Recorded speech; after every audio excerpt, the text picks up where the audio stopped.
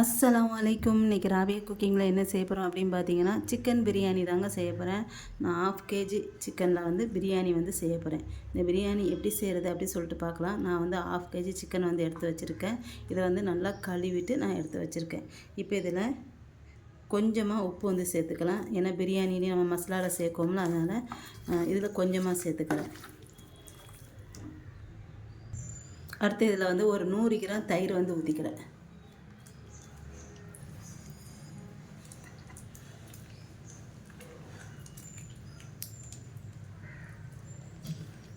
அடுத்து இதில் வந்து ஒரு 2 ஸ்பூன் இஞ்சி பூண்டு பேஸ்ட்டு வந்து சேர்த்துக்கிறேன்.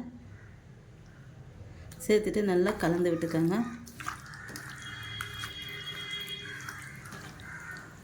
கலந்து விட்டுட்டு இப்போ இது வந்து ஒரு அரை மணி நேரம் இதை வந்து வச்சிடலாம். அதாவது இது வந்து அப்படி வைக்கணுன்ட்டு இல்லை, நம்ம தாளித்து எல்லாம் ரெடி பண்ணுறதுக்கு வெங்காயம்லாம் நல்லா வதங்குறதுக்குள்ளே இது வந்து நல்லா ஊறி ரெடி ஆகிடும்.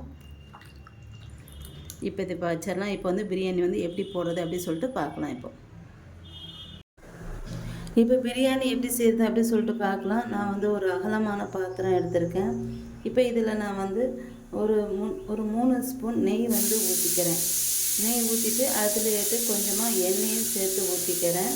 இப்போ எண்ணெய் நெய் ரெண்டுக்கு நல்லா காஞ்சதுக்கப்புறம் இதில் வந்து பட்டை ஸ்பைசஸ் போட்டுடலாம். நான் வந்து ஒரு 2 துண்டு பட்டை, 3 ஏலக்காய், 3 லவங்கம், ஒரு ஜாவித்திரி, ஒரு ஸ்டார் பூ. இப்போ இதோடி ஒரு 2 துண்டு பிரியாணி இலை 2 சேர்த்துட்டு எல்லாமே நல்லா பொரியணும். இது நல்லா பொரிஞ்சதுக்கப்புறம் இதில் வந்து வெங்காயம் வந்து சேர்த்துறேன்.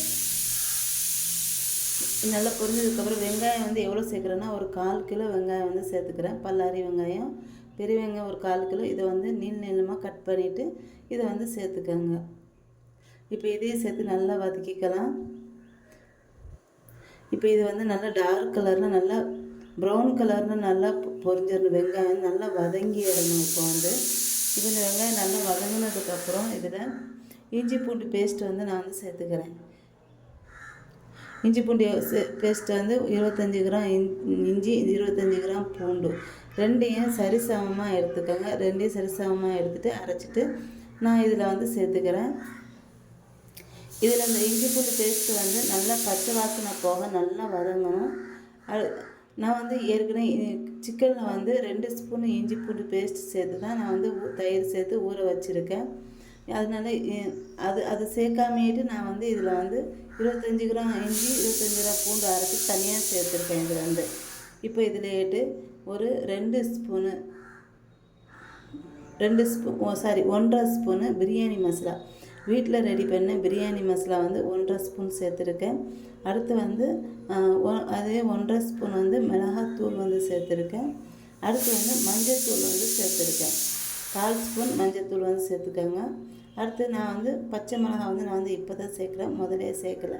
முதலே சேர்த்தா அது வந்து கரைஞ்சிரும், அதனால் உடஞ்சி இதாகிடும். அதனால் நான் பச்சை மிளகா வந்து இப்போ தான் சேர்த்துருக்கேன்.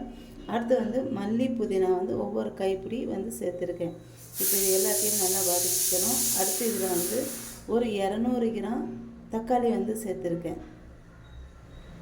இப்போ இந்த தக்காளி வந்து நல்லா கரையணும். அடுத்து வந்து இதில் தேவையான அளவு உப்பு வந்து சேர்த்துக்கோங்க. நான் 1/2 கிலோ சிக்கன்னா 1/2 கிலோ அரிசி தான் செய்கிறேன். இதில் அதையும் 2 சரிசமமாக செய்கிறேன். இப்போ தக்காளி நல்லா வதங்கிடுச்சு. இப்போது தக்காளியை சேர்த்துட்டு இப்போ வந்து சிக்கனை வந்து நம்ம ஊற வச்சுருக்கோம் பார்த்தீங்களா, அந்த சிக்கனை வந்து சேர்த்துக்கிறோம். இது வந்து கீழே அடி பிடிக்காமல் பார்த்துக்கோங்க. இப்போ ஊற வச்சு சிக்கனை வந்து சேர்த்துட்டேன். இப்போ சிக்கனை சேர்த்துட்டு இது வந்து இந்த சிக்கன் தக்காளி எல்லாமே நல்லா சேர்த்து நல்லா நல்லா அந்த தக்காளி எல்லாம் நல்லா கரைஞ்சி சிக்கன் வந்து ஒரு பாதி அளவு வெந்து வரணும். அது வரைக்கும் இதை வந்து நம்ம வந்து மூடி வச்சிடலாம். இப்போ வந்து தண்ணி தான் எப்பவுமே ஊற்ற வேண்டாம். கொஞ்சம் தண்ணி இது வெந்ததுக்கப்புறம் தண்ணி வந்து ஊற்றிக்கலாம். இப்போ பாருங்கள், இப்போ இதை எடுத்து பார்க்கலாம். பாருங்கள், சிக்கன் வந்து ஒரு பாதி அளவு வெந்துடுச்சு. இந்த மாதிரி நல்லா கிரேவி மாதிரி இருக்குது பாருங்கள். இப்படி இருக்கும்போது நம்ம வந்து தண்ணி வந்து ஊற்றணும். இப்போ தண்ணி ஊற்றிக்கலாம். இப்போ இதில் நான் சொன்ன மாதிரி இந்த மாதிரி பிரியாணி செஞ்சு பாருங்கள், ரொம்ப டேஸ்ட்டாக ரொம்ப சூப்பராக இருக்கும். இப்போ தண்ணி ஊற்றிடலாம். நான் வந்து அரை கிலோ அரிசி எடுத்திருக்கேன். சீரக சம்பா அரிசி தான் எடுத்திருக்கேன். அரை கிலோ அரிசி அந்த அரிசியை வந்து ஒரு ஒரு பவுல்லையோ ஒரு கிளாஸ்லேயே அளந்துக்கோங்க. அளந்துட்டு ஒரு கிளாஸ் அரிசினா 2 கிளாஸ் தண்ணி வந்து ஊற்றிக்கோங்க. இப்போ தண்ணி ஊற்றிட்டு இதை வந்து மூடி வச்சிடலாம். தண்ணி வந்து கொதி வரணும். பாருங்கள், தண்ணி வந்து கொதி வந்துடுச்சு. இப்போ இதில் நான் வந்து அரிசியை வந்து போட்டுக்கிறேன். அரிசியை வந்து நான் வந்து ஒரு 15 நிமிஷம் ஊற வச்சுடுவேன். ஊற வச்சுட்டு அதுக்கு நல்லா கழுவிட்டு ஊற வச்சுட்டு அது தண்ணி நல்லா சுத்தமாக வடிச்சிட்டு அதுக்கப்புறம் சேர்த்துக்குவேன். இப்போ வந்து லைட்டாக ஒரு கிளறி விட்டுக்கோங்க. விட்டுட்டு திரும்ப மூடி வச்சிடலாம். இதை வந்து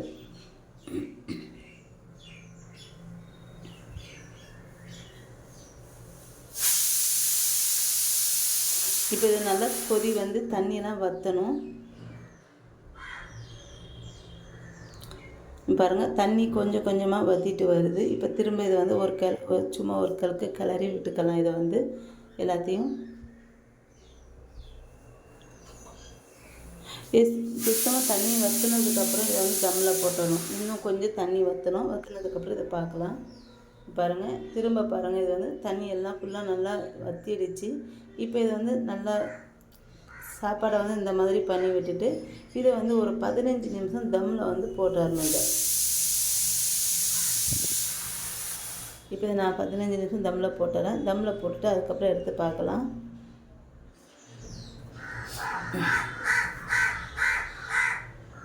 பாருங்கள், சாப்பாடு வந்து ரெடி ஆகிடுச்சு. சுத்தமாக தண்ணியே இல்லை. எந்த மாதிரி இருக்குது பாருங்கள், சூப்பராக இருக்கும். இந்த மாதிரி நீங்களும் ட்ரை பண்ணி பாருங்கள். பிரியாணி வந்து ரொம்ப சூப்பராக இருந்துச்சு. என்னோட இந்த வீடியோ உங்களுக்கு பிடிச்சிருந்தா லைக் அண்ட் கமெண்ட் ஷேர் பண்ணிக்கோங்க. என்னோடய சேனலை மறக்காமல் சப்ஸ்கிரைப் பண்ணிக்கோங்க.